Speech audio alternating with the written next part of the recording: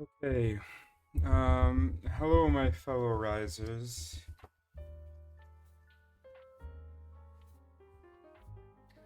What's that? Oh, hello, my fellow risers. So, I might be getting some new subscribers over the next couple of months, and so I wanted to have a new top video introduction thing that you see when you go to my channel. So, that's what this is. Hmm.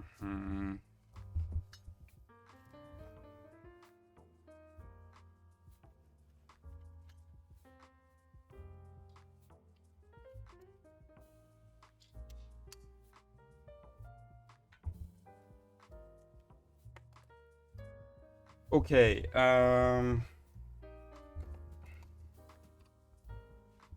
right, so we have the agenda here to the side. Okay, so I am Eris. That's an acronym for empiricism, reason, imagination, and skepticism. So I had the AirPods in because I was gonna like be listening to music and maybe sing along a little bit just to spice this video up, but didn't actually have the energy to do that. So let's just get through it. So I've got a perspective that might be interesting, or is at least worth knowing if you're thinking about subscribing, if you want to know what is going on. ADHD, OCD, and then maybe on the spectrum. Also, I've spent a lot of time in well, I spent a lot of time valuing science. I was raised to really value science and to have this kind of systematic, try to be reasonable approach to things and to understanding things. And that's kind of what a lot of my life has been about, trying to understand certain things. And so we'll see what some of that stuff is in a moment. Um, for shorthand, I'll identify as a socialist. I don't think much about either politics or economics.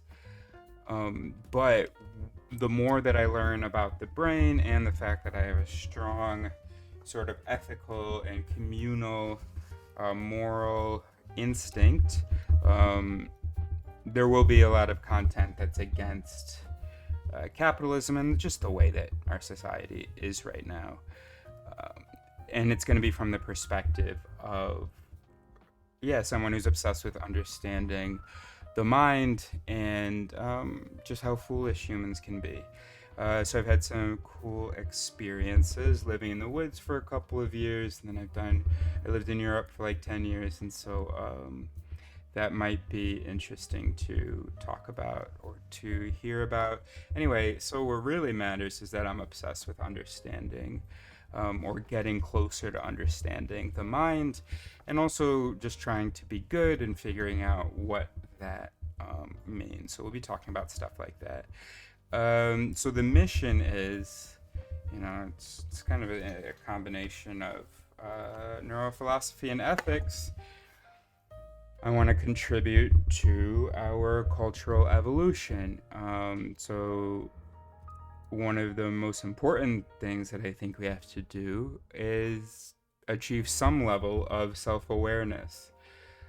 And that doesn't just mean being curious about what we are, it doesn't just mean doing introspection. It also means looking at empirically what we've learned about ourselves, looking at what the empirical research says about what we are, what we're good at, and what we're bad at. So that means looking at neuroscience and looking at what philosophers have concluded from neuroscience and tell us about what we've learned in neuroscience. And then once you have that's kind of just the first step, isn't it? To kind of anything. Before mean, you can definitely just do things, but you can also take a look at what you're doing, how that thing happens, how that thing works. And so let's talk about, like, for instance, thinking, right? Um, you can just think, and then you can also learn about how thinking happens, what its pitfalls are, what, our strengths in thinking tend to be, and that can inform how you think and how much you trust your thoughts and so on. And then the same thing for doing. Either way, what's at the center of everything, in your life anyway, is your cognition, your mind, your soul, your brain, your spirit.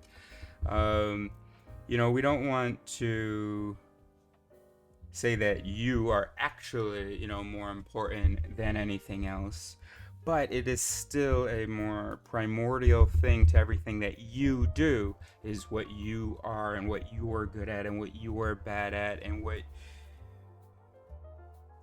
you believe correctly and incorrectly.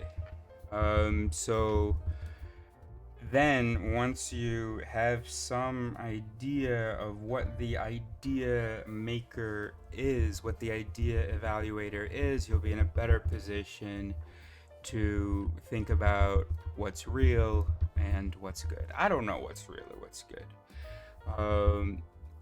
All I know is that, I don't really know anything, but one of the axioms of this channel is that the soul is biological, it is not magical, it is knowable, it is understandable, it is modifiable, malleable, and it is fallible, okay? That our intuition and so on cannot be trusted. Also, hopefully what brought you over to my channel, I had a different energy. I'm a little bit tired and trying to get through this so that I can get back to live streaming, which is why I'm making this video, because I've been doing a lot more live streaming and that's been attracting interest. So what are we going to be doing on this channel? I'm gonna tell you in a second. I just want to scoot this up a little bit. Okay, so I'll be learning more about the brain, more about what work has been done in philosophy that I can use to continue to do my work in mind philosophy. Also languages.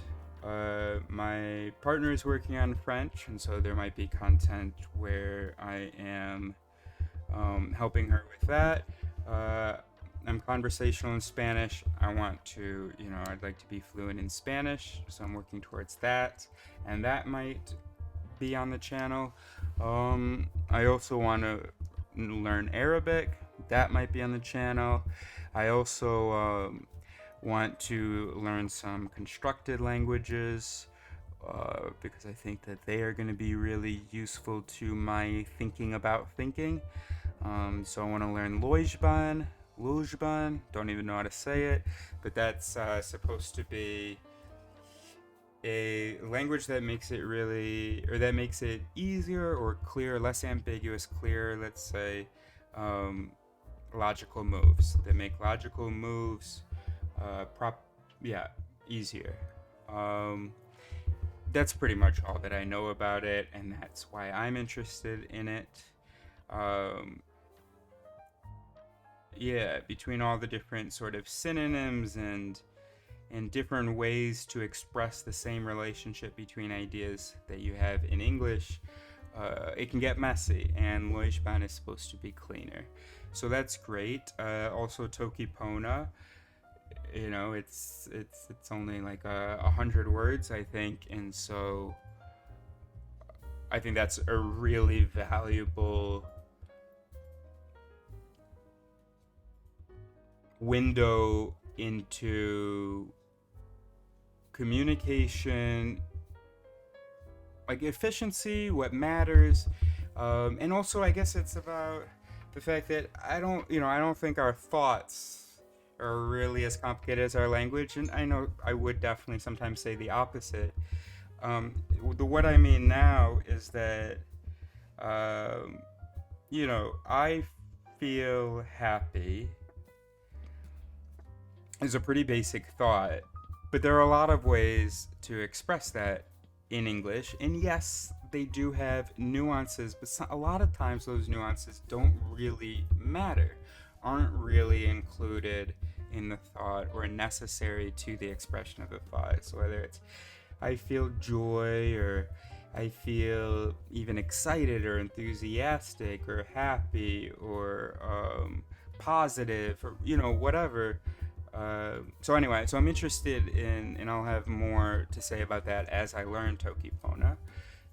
The ideas that I've just mentioned now will become clear or change completely. We'll see. I also have my own constructed language that I started in like 2009, but I still haven't actually memorized it. But in 2022, I did sort of finalize it as much as you can without having actually really used it. And it's not really, well, it wasn't originally intended to be verbal. It was just like for annotations when I'm reading a book, so that I could quickly say, I don't understand the relationship between this idea and, the last concept. You can write that in like 6 symbols. Let me say, I not understand relationship, idea, and idea. Yeah, and then with accents you say whether it's this or that. So that's called Yodrado, and so I'll probably develop that more on the channel. As far as, what, I want to take a second to talk about the energy and the vibe. I'm not really trying to do a whole bunch to attract attention. I know that I will need to do that for some of my mission. Can't contribute to the cultural evolution if nobody can stand to watch me yap. So, there will be some videos where I do that. I also tend to have an instinct to, be a bit more smiley and have bigger facial expressions and be performative, but sometimes I hate that. Sometimes I just want to be deadpan, like I often am. Okay, carrying on. So we talked about some things that we'll be learning. We'll also be doing actual philosophy, coming up with concepts. What is the job of a philosopher? The job of a philosopher, since science happened, has been to take all that data, all that complicated stuff from science, well, one of the jobs, and to apply it to, our questions as human beings. What are the things that we wonder about, and how can we answer, what are the answers to some of those questions? How can we use the information, from empirical research to be happier, to lead the lives that we want to lead, to meet our goals, what have you. And then also just kind of organizing some of the ideas, and organizing some of the language, and so basically just trying to make knowledge easier, more useful. I guess that's how I would describe what I feel like my job is as a philosopher. So one thing is I call it it theory. It is kind of an explanation, but it's also kind of more of a metaphor to make the explanation easier. I think it's probably not possible for the brain to understand itself. Why would it be? But with a metaphor or a framework or a metaphorical explanation like it theory, or it frame as I've put it here, we can, how did I start that sentence? I'm sorry, why didn't this move? Is this not tracking? It's easier, or we can develop sort of a usable understanding, an applicable understanding of the mind. So we can't understand reality as she is, but we can have in our minds a representation of our minds that gives us an ability to predict, our future behavior, to adjust our future behavior and our thoughts, namely by like understanding that you have to change the conditions if you want to change the consequence, practice that new relationship, and then that'll spill over such that you don't need those conditions anymore to still be producing those consequences.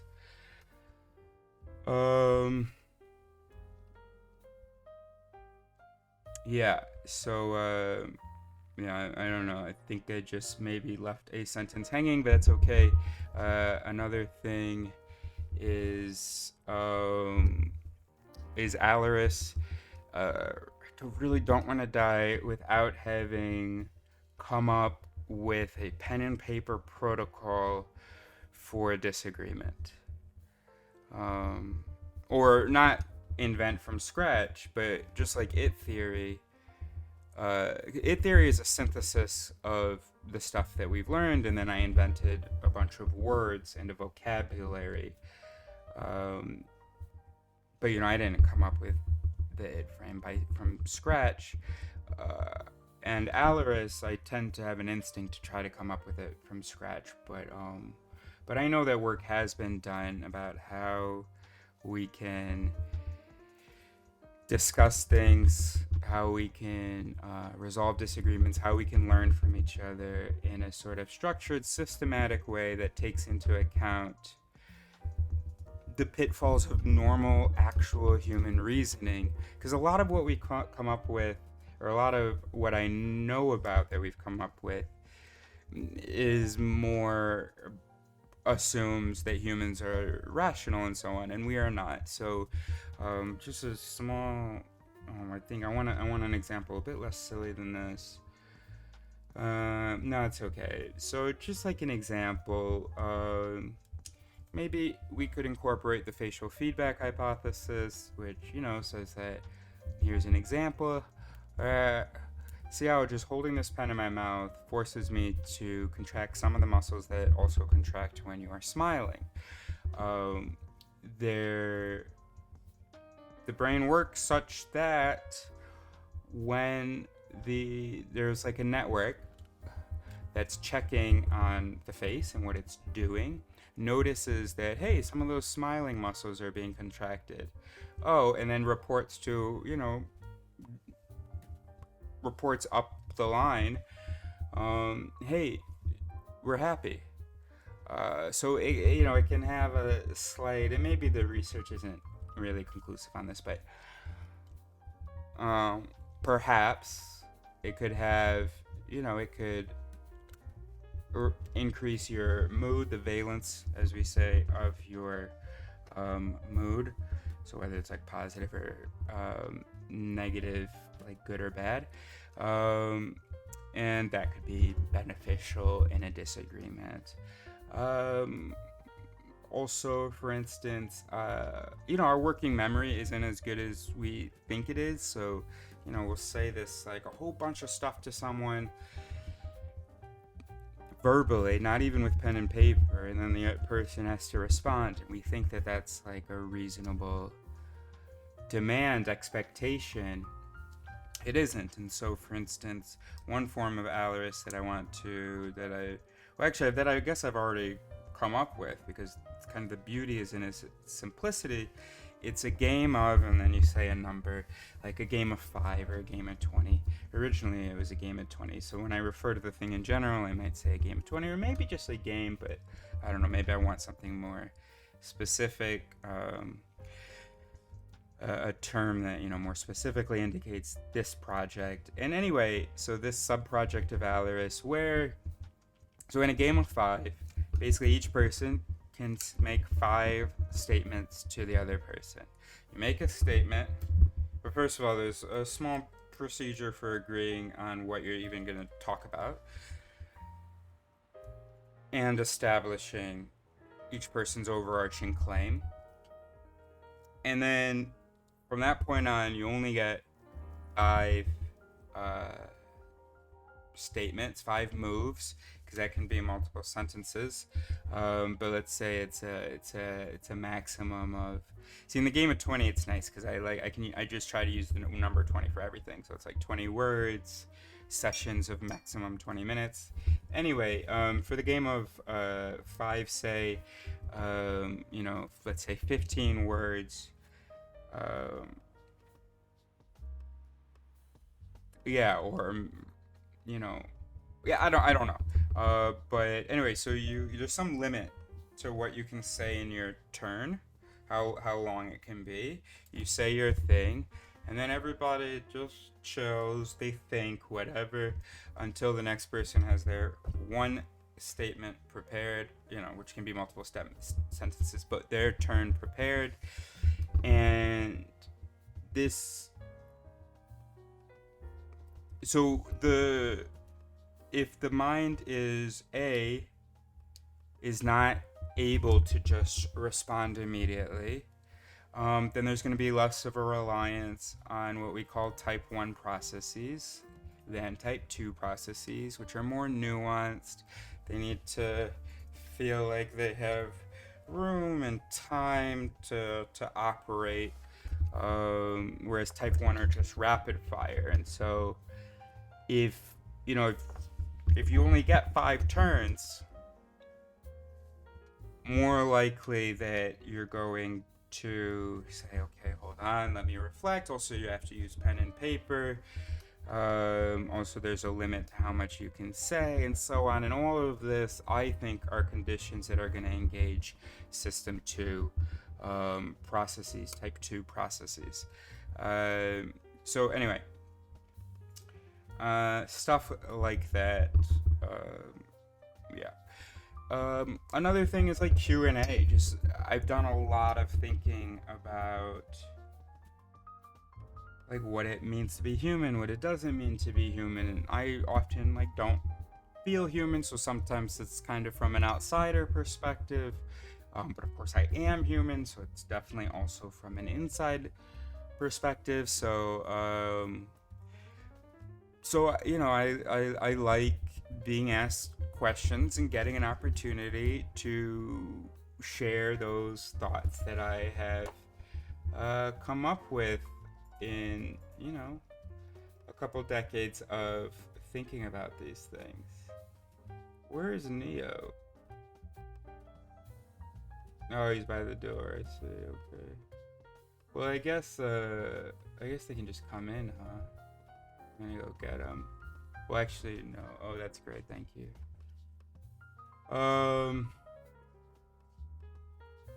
Okay. Okay. So, and then also, gosh, I haven't written essays in so long. I write a lot, but it's hard for me with the ADHD to sit down and complete a written project, organize it, see it through. But I want to, and that's kind of a goal for this year. I don't know whether it's actually 2 papers or 1 paper. I didn't at all include the interviews in this. How long have we been going? 24 minutes? Eek. So I want to write a paper of sort of the human timeline, and of course a lot of things have happened in parallel, so timelines of our search for our self, for our essence, for the soul, for consciousness, for the mind, what have you, spirit, ego, blah blah blah blah blah, of trying to understand our nature and how misguided it's been, because it's been so determined by a pre-programmed instinct to see ourselves as this singular soul entity, which we are not. We are an arrangement of molecules interacting. And so the more that we realize that about the world being material, we had germ theory, realized that it's not spirits making us sick, but these little things, objects. And that the rain is how happens because of a bunch of different objects, physical things interacting according to constrained by physical laws, determined by physical laws. And so it's a kind of exciting time because we're kind of being, it's kind of closing in on us, all the facts of physical reality. I mean, of course, we can't actually understand reality as it is, but this lowercase r reality, our representation of reality, is like being forced to see reality as parts interacting in specific ways. And yeah, that when something moves, it isn't animus, it's something that there's cause and effect, and so that is kind of closing in on us, and we're really, really resistant, but hopefully eventually we're gonna realize, oh shit, so am I also parts interacting in certain specific ways? Am I not this transcendental, singular, rational, seeing reality as it is self? Oh dang. So anyway, so for this man's search for essence, I want to look at the history, and I want to look at how even today, I shouldn't say even today, because of course we still have a lot more to go, a lot farther to go, and it's easy to think that that today is we figured everything out or what have you, or anyway, so still in my lifetime, again, not even still, just we have some really great frameworks for how the mind works, and yet this conviction, this a priori bullshit we have about being this controlling, deliberate, singular consciousness creeps into a really good system like System 1. I mean, a really good, system like the Type 1, Type 2 framework, the System 1, System 2 framework. Anyway, so that we'll talk about then. Let's keep it moving. Also, we know a lot of things about our essence.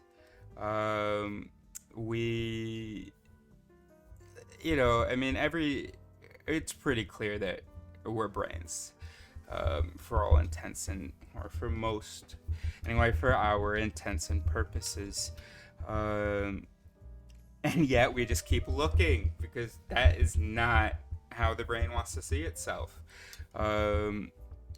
So there's all this information that we have about how the brain works, and we're just like, oh no, I have a brain. I don't really know what I am, but yeah. So the first one I kind of call the soul paper, and the second one I kind of call the brain paper. So now we're going to talk about something that I completely left out from the philosophizing, which are the street interviews that I do, which is probably the content that I'm the most proud of, but not like personally, but the content on my channel that I'd be the most eager to have someone look at. So those are the street interviews. I'm trying to understand minds understanding of minds and how I can contribute to minds' understanding of minds. So that playlist is hashtag SASI, SASI, self-awareness, street interviews. And last year, in what I would call Kilber, what you might call November, I went to the annual neuroscience meeting and interviewed some people. And then this year, gosh, sometimes I have nightmares that they cancel, but I will be okay if they cancel. I will just find other people. But I've got some academics lined up to interview about these topics. People have written books on the self. So this month, next week, in fact, I've got, and obviously I don't know when you're watching this, but this was recorded in January 2026. Anyway, next week, the end of the month, I'm going to interview 2 authors of books on the self. So I'm going to ask them the questions that I ask people on the street, and then ideally talk to them about the street interviews, and even maybe present like the it frame and some of my vocabulary, and yeah, we'll see what happens, but I'm feeling pretty ambitious. Okay, so what else? Travel. There's some travel stuff. There'll be travel stuff on this channel. There's already a lot of travel stuff on this channel. I just got back from 10 years out of the country in spring of 2025. So it's been less than a year that I've been back, and before it will have been a year, I'll be going back to France for 2 weeks, and then more importantly, or not more importantly, but more excitingly, I want to, well, first of all, I want to like explore the U.S. in a way that I hadn't before. I've gone to a lot of cities. I haven't, really explored its natural beauty. And then also South America and Sub-Saharan Africa, I'm very excited about. Yeah, Asia's never been super exciting to me, but hopefully gonna do some, spend some time in some just, gosh, how do I say this? Just some very different kinds of communities and living situations, than what I'm used to. I want to go to tribal villages, jungles, stuff like that. So anyway, all that's very exciting. And it won't be glamorous. I guess I thought it was valuable to mention that. So, also creativity. I've spent a lot of time trying to understand things and trying, to understand things. And I guess in a way, I'm still on the track I thought I had to be on, in my youth, which is being serious, like academic, even though I dropped out of college and I know that I won't be. But even still, it's just like as an extra academic scholar still, and my creative interests and abilities have been really neglected. So I did my first stand-up routine last night. Not that I'm going to tell you where you can find that. My partner did her third last night, and we're just going to keep doing that. We're also going to do some sketches. My partner reminded me of some sketches that I had done in like 2020, right before I moved out of my apartment to live outside for 5 years.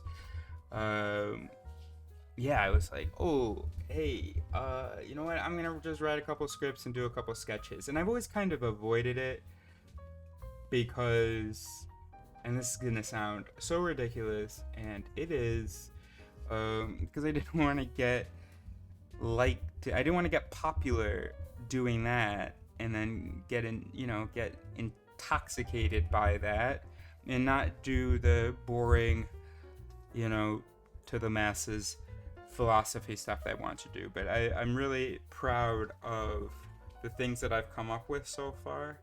The things that I've invented, the ideas that I've come up with. A lot of them still need real world testing, which is part of the point of doing more live streaming and doing this channel. What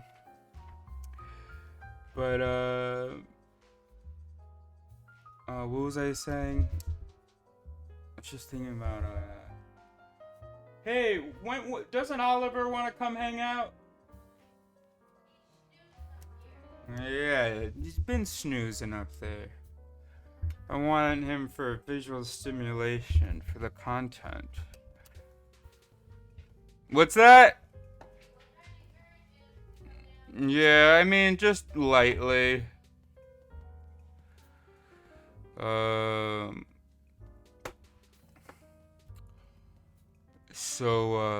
She said she's gonna try to encourage him to come down. Alright, so where were we? Oh gosh, it can't be an hour video. It's amazing that some people could hit the important points in like 5 or 10 minutes probably. That's unthinkable to me, bro. Okay, I'm trying though. And also, I've always been less motivated to do the comedy stuff because the reason I do the philosophy stuff is like immediate need. First of all, just like a compulsion and obsession. I need to try to understand things that I think are understandable. And then also just life stuff. Feeling like such an alien relative to other people, not, really feeling human, feeling constantly misunderstood by humans, kind of struggling to understand humans, and then also like wanting to be able to have conversations about things, right?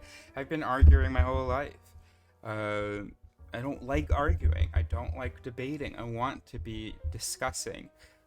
But unfortunately, so many of my disagreements, feel like arguments, and it's not just their fault. At least that's not what they would tell you. They would tell you that I'm intense and trying to prove that I'm right and so on, which is not my inner experience. And even just trying to like understand that, to go back to the whole thing about trying to understand the mind and myself and humans. Why do they think that when I'm not? I don't think that I'm trying to prove that I'm right, but I am desperate to get to the bottom of it. Do they not have like a concept of that, or is that not their instinct, and so they're just used to people's goal being to be right when my goal is to become right or to check if I'm right? So yeah, and I was talking to ChatGPT about this, I'm like OCD about epistemic stability, feeling like, or epistemic convergence, feeling like I know something. So I'm okay not knowing things, except for things that feel like they're just right there, that they're in reach, and that I could know them. Especially when I feel like I'm having a conversation with someone who says that they know something and we're not agreeing. I'm going nuts, because it feels, it's like, wait a minute, so we could agree because you're very confident, so if you can just convince me, then I will have epistemic stability confirmed, or as suggested by the fact that we both agree and feel confident about it. And so when I think a thing, and I'll never put myself at 100% certainty, which would sound crazy to not anybody, but a lot of people who have had conversations with me. But yeah, really my intensity is motivated by my doubt, and my desire to minimize that doubt. I know that I will never know anything 100%. I know that there are some things that I will never know past 10%, or whatever, that I will never even know that I don't know these things, or what it could possibly mean to know those things, or just even what the questions are.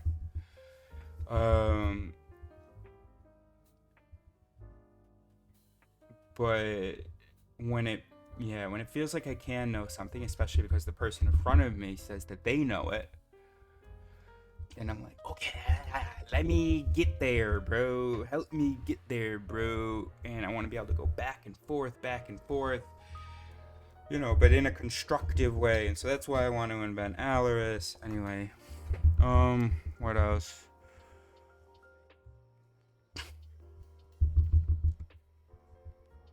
How did we get there then? Creativity, comedy.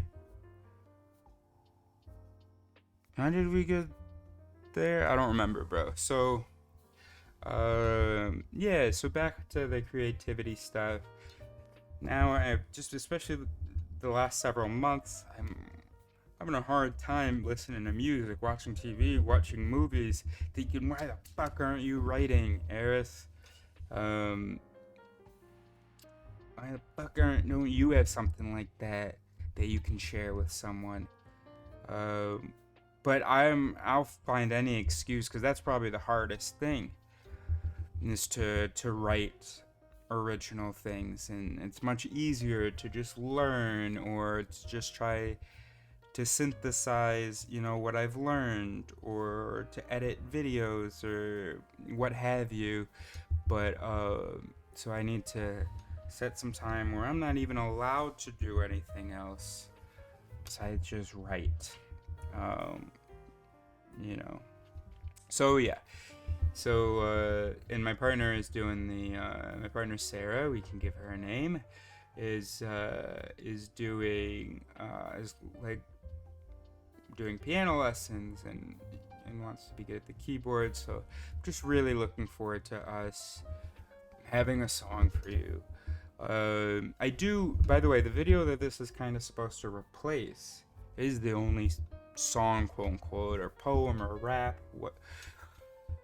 that I've written, and performed. I guess that's true, because it includes a thing that I had performed at an open mic. So I was thinking, actually, I guess it's the second, but no, it includes the first. We'll just say it's the first. So that's great. And then, living in a tent in the woods in Paris, obviously that's one source of stories anyway. Also spent the night on Skid Row, and definitely want to do a lot more adventures like those. So I've got some stories. Okay. Number 5, and then 6 for channel activities, and then we've got channel goals. Okay, number 5, relationships. I'm very much like my dad. I very much dislike my dad. I also very much love my dad. And there's stuff there that I think is relevant to all relationships and is interesting. Then my relationship with my partner, I want us to have better synergy than either of our parent sets do. So figuring out that can be interesting and useful. She has her own channel. I like an assertive, expressive, no fucks to give woman. Obviously, no, I want her to care about certain things, but you know what I mean by no fucks given. And Sarah wants to have that profile, to have that aspect of herself that can come out, or that where she's comfortable coming out, asserting, and blah blah blah. But that's not what life experiences enforced and developed the most. Instead, life experiences developed more, enforced and rewarded, and then not only life experiences but society, acquiescence and things like that. And we don't like that. Um, and she says that she would be, and I think I agree. In fact, I told her that. Because at first she didn't think there was any issue, even though she was like in a relationship where she was accepting treatment or the absence of certain treatment. So she was accepting neglect, basically, and I think she just didn't realize it was an option. So she's doing that journey, and that's cool. And so that will be also a part of what I talk about and think about. And then I don't know why I put normal here. I mean, I guess I do, but it doesn't make any sense to me. So and then just being in a romantic relationship. We've known each other since 3rd grade, and it's only been a few months now that and we were romantic for like a month back when we were teenagers, and this just feels like, oh, it's weird because I know she's right there, but this just feels like it for me. Just feels like, don't be weird, bruh. So watching this develop and just strengthen, and watching how our journey could be, again, interesting and useful. Great, yeah.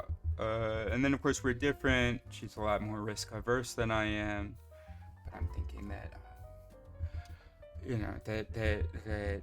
that's like a fear thing that is going to be reduced anyway by the mouse hunt stuff we're talking about. And by the way, the name of the channel is Mouse Huntress, so you can look that up. Okay, next is self-actualization. So like this self here, the asshole aspects of me, some of them it's just going to be that way, but others, I want to be able to be a little bit less intense, a little bit, I definitely want to be less critical. I have to assume that even if I don't see it from inside, that I'm a lot more like my dad, and so in that way. And and by the way, speaking of daddy issues, it's gonna be pretty cool if my dad and I can work on this together, and our intensity and our tendency to fly off the handle. So that's something, and then I'm doing exercise. I can't imagine doing much fitness content, but maybe I will be live streaming while I'm doing some of that stuff. I'm gonna starting tomorrow. So by the time you've seen this, I've already done it a bunch. I'm gonna do morning affirmations on live stream, and so you're gonna see the evolution of the way that I try to coach myself out of my own mousiness, my own fears of being exposed, of being interpreted in ways that I don't like, in ways that that are objectively wrong, but I mean that's separate. So in ways that just don't match my self-image, but then also in ways where it's like, I think I've checked and none of the data supports this. Can I handle that? Or am I gonna feel a need? Well, I know that I will feel a need to engage with everybody. because of that epistemic instability. This person seems so confident that I am lying right now. And I thought that lying made me sick, that I'm almost never lying. But this person's so confident. Oh gosh, I want to now. Now I'm not confident that I don't really lie ever, basically. So yeah, and being super easily sort of swayed or perturbed by the haters. That's something that I have to, that I'm working on, and that I'm developing myself regarding. So now, can't believe you watched this whole thing. So what's the point of this channel? Well, talked about the mission. So I want to share those things with you, show you things, teach you things. I'm more productive if there's like an audience or someone or something holding me accountable. So that's another advantage to this work being and my activity and whatever being public, visible. With having ADHD, one term for it is like a body double.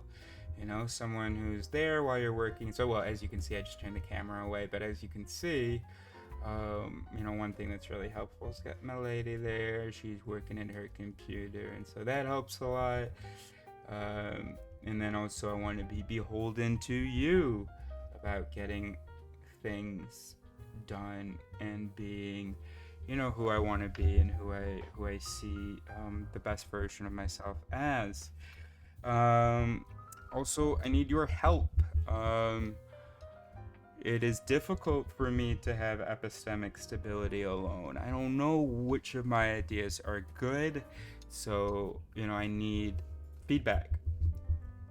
And then also, there are things that I can't figure out, and there are things that even if I think I can figure out, that it would be so useful to have another perspective to show me, oh, I was facing the wrong direction. So yeah, I want to work on these things together. I want to crowdsource the philosophy, and then money, and that's a recent one.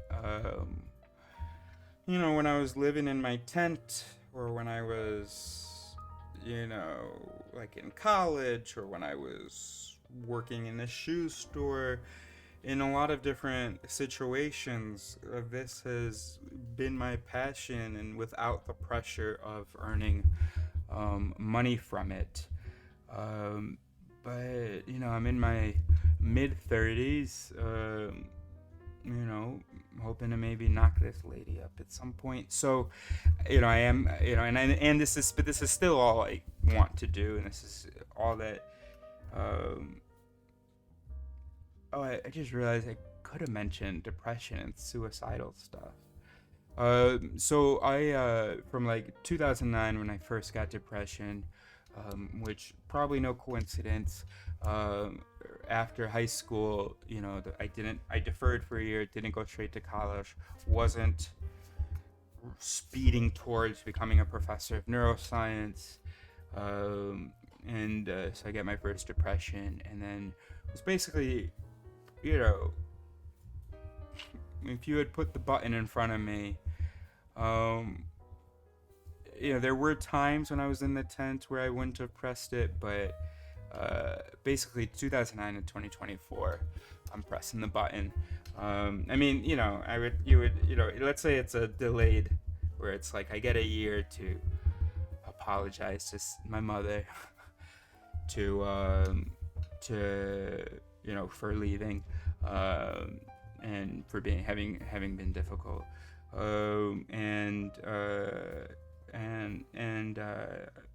just wrap some stuff up, and then anyway,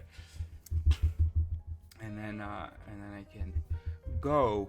So from 2009 to 2024, I'm pressing the button, and I